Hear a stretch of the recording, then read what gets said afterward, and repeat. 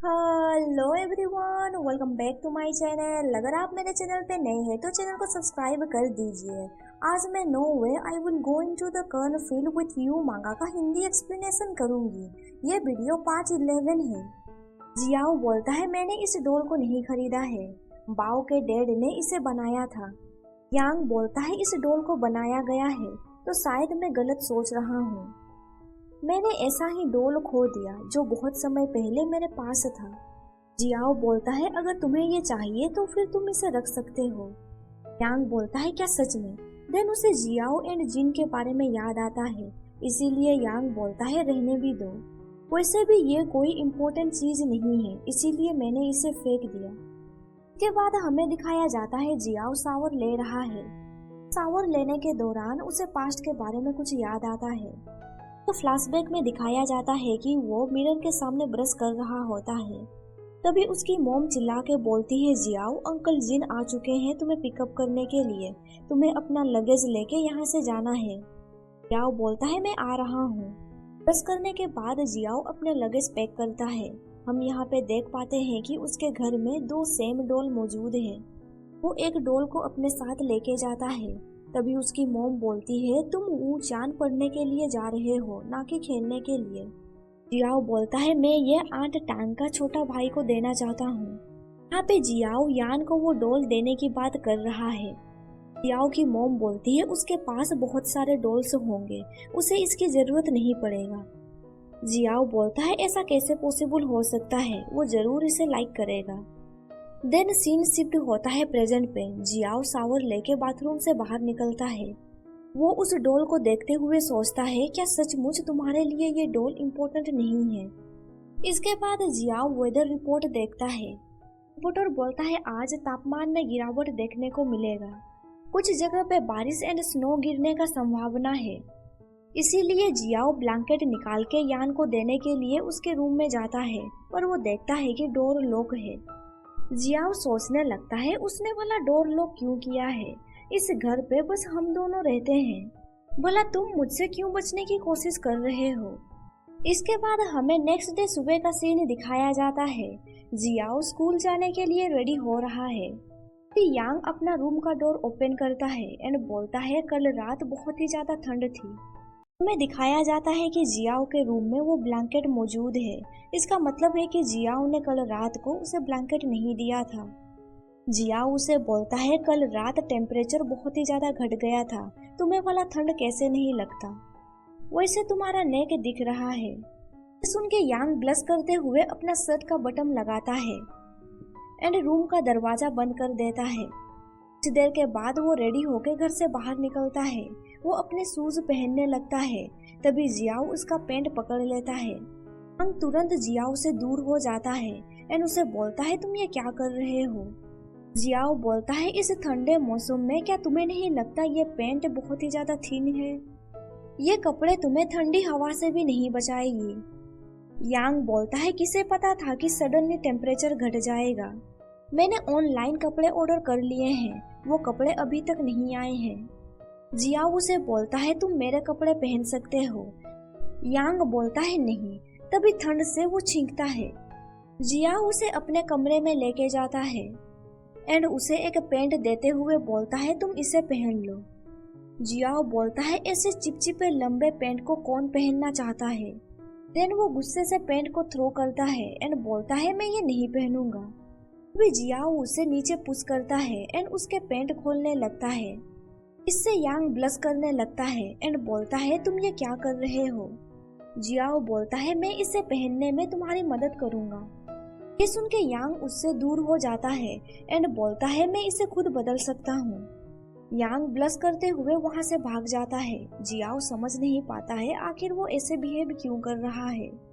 इसके बाद हमें दिखाया जाता है यांग स्कूल के कैंटीन में है। वो अपना खाना लेके बेंच की तरफ जाता है बैठने के लिए, पर वो जियाओ के पास ना बैठ के जिन के पास बैठ जाता है।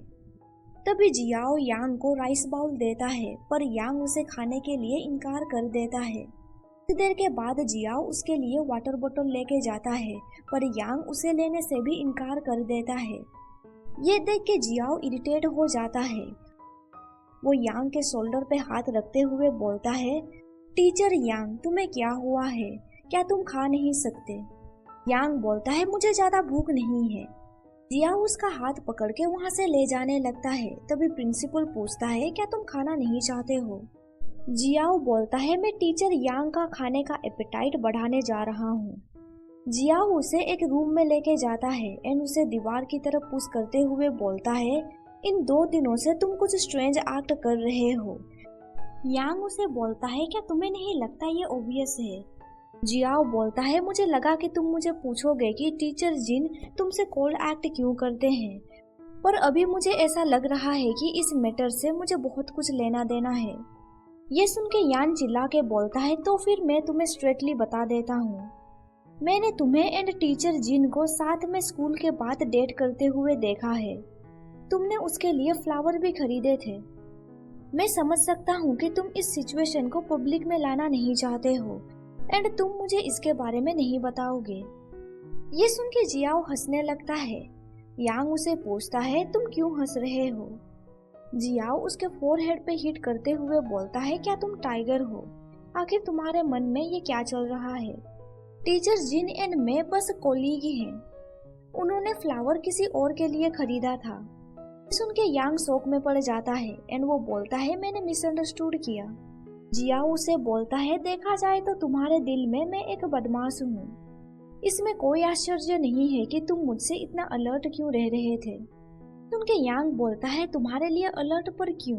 भी एक स्टाफ मेंबर उन्हें बोलती है, कोई चीज यहाँ पे आ गई है, क्या तुम लोग उसका हाथ बटा सकते हो? यांग बोलता है, ठीक है, मैं आ रहा हूँ। तभी जियाओ उसे रोक लेता है एंड बोलता है, कुछ समय के लिए रुको, मेरे रेपुटेशन के लिए मैं तुमसे कुछ कहना चाहता हूँ। जियाओ उसके करीब जाते हुए बोलता है, जब तुम रात को सोने जाओगे तुम्हें 3 बार दरवाजा लॉक करने की जरूरत नहीं है। मैं गुमराह आदमी नहीं हूँ। स्कूल के बाहर इतने सारे ट्रक को देख के यांग बोलता है, ये तो बहुत सारे हैं।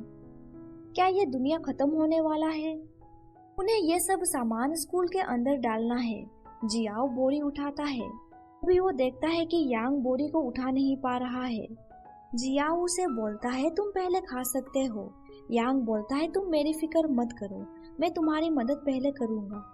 जियाओ उससे बोरी ले लेता है एंड बोलता है, खाना खाने के बाद मुझे बहुत ही ज़्यादा एनर्जेटिक फील हो रहा है एंड मैं ज़्यादा काम कर सकता हूँ। उसे देख के यांग सोचने लगता है वो कितना पावरफुल है। इसके बाद यांग खाना खाने के लिए वापस कैंटीन चला जाता है। यांग को कोल्ड ड्रिंक पीते हुए देख प्रिंसिपल बोलता है, टीचर जियाओ बहुत स्मार्ट है, तुम्हारा एपेटाइट इम्प्रूव लग रहा है। ये सुन के यांग कफ करने लगता है एंड बोलता है, कैफेटेरिया में मेरी मदद चाहिए, मैं जल्दी से खाना खत्म करके वापस जाऊंगा उसकी मदद करने के लिए। तभी जिन उसे टिश्यू पेपर देता है। यांग उसे इसके लिए थैंक यू बोलता है। देन सीन शिफ्ट होता है जियाओ के ऊपर। सीनियर टीचर जियाओ को बोलती है, तुम कुछ देर के लिए रेस्ट क्यों नहीं करते, मैं दूसरे टीचर को हेल्प करने के लिए बुलाऊंगी। जियाओ बोलता है, इट्स ओके, यहाँ पे काम ऑलमोस्ट खत्म हो चुका है, बस थोड़ा सा काम बाकी है। मैं टीचर जिन को बोल सकता हूँ मेरी मदद करने के लिए। ये सुन के सीनियर टीचर बोलती है, तुम्हें हमेशा जिन को मोनोपोलाइज नहीं करना चाहिए, तुम उसे दूसरे टीचर के साथ भी बातचीत करने दो। ये सुन के जियाओ कुछ समझ नहीं पाता है। सीनियर टीचर बोलती है, फेंगजिंग के जाने के बाद जिन ने किसी को अपना दोस्त नहीं बनाया है। देखा जाए तो यांग चीयरफुल है, उसे टीचर जिन को इन्फ्लुएंस करने दो। लगता है उन दोनों का व्यक्तित्व एक दूसरे से मिलता है, वो दोनों बिल्कुल परफेक्ट मैच है। ये सुन के जियाओ गुस्से से सोचता है, वो मैं ही था जिसकी वजह से वो दोनों अभी घुल मिल रहे हैं। कुछ देर के बाद यांग वहाँ पे पहुँचता है। यांग बोलता है, टीचर कहाँ चला गया? एक पर्सन जिसके हाथ में पेपर है वो यांग को बोलता है, क्या तुम टीचर को ढूंढ रहे हो? वो स्टूडेंट को देखने के लिए गया है। दूसरा पर्सन बोलता है, यहाँ पे एक थैली छूट गया है। यांग बोलता है, आप ये थैली मुझे दे दीजिए, मैं इसे अंदर कर दूंगा। वो पर्सन बोलता है, तुम्हें इसे लेके अपस्टेयर कैरी करने की जरूरत नहीं है, तुम्हें बस इसे सेलर में डालना है। यांग उस थैली को कैरी करता है एंड सेलर का डोर ओपन करके नीचे जाने लगता है। वहाँ पे थैली को रख देता है। कुछ देर के बाद उस जगह पे सिक्योरिटी गार्ड आता है, देखता है कि सेलर का डोर ओपन है। वो सोचने लगता है अभी बच्चों का लंच टाइम हो रहा है, अगर कोई यहाँ पे गिर जाएगा तो कौन रिस्पॉन्सिबिलिटी लेगा, इसीलिए वो सेलर को बंद कर देता है। सेलर के अंदर जियाओ अपना फोटो क्लिक करने लगता है, तभी वहाँ पे अंधेरा हो जाता है। वो सोचने लगता है सडनली यहाँ पे अंधेरा क्यों हो गया। वो अपना फोन का टॉर्च ऑन करता है। वो देखता है कि किसी ने सेलर को बंद कर दिया है। बाहर में मौजूद सिक्योरिटी गार्ड बोलता है, मुझे ऐसा क्यों लग रहा है जैसे कोई आवाज दे रहा है, क्या चूहे फिर से उत्पात मचा रहे हैं। सिक्योरिटी गार्ड वहां से जाते हुए बोलता है, मुझे कुछ और चूहे को जहर देने की जरूरत है। सेलर के अंदर यांग चिल्ला के बोल रहा होता है, क्या कोई यहाँ पे है। उसे कोई भी रिस्पॉन्स नहीं मिलता है। उसे अंधेरे से डर लगने लगता है कि मन में ख्याल आने लगते हैं, मोम मैं बहुत डरा हुआ हूँ, यहाँ पे बहुत अंधेरा है, मुझे कौन बचाएगा। यांग अपने सर पे हाथ रखते हुए बोलता है, अब चिल्लाना बंद करो, रोना बंद करो। यहाँ पे चैप्टर खत्म हो जाता है। वीडियो पसंद आया तो लाइक कर दीजिए एंड आगे का स्टोरी जानने के लिए मेरे चैनल को सब्सक्राइब कर दीजिए और साथ ही बेल नोटिफिकेशन ऑन कर दीजिए ताकि आपको मेरा हर वीडियो का नोटिफिकेशन मिल सके। Thank you for watching my videos.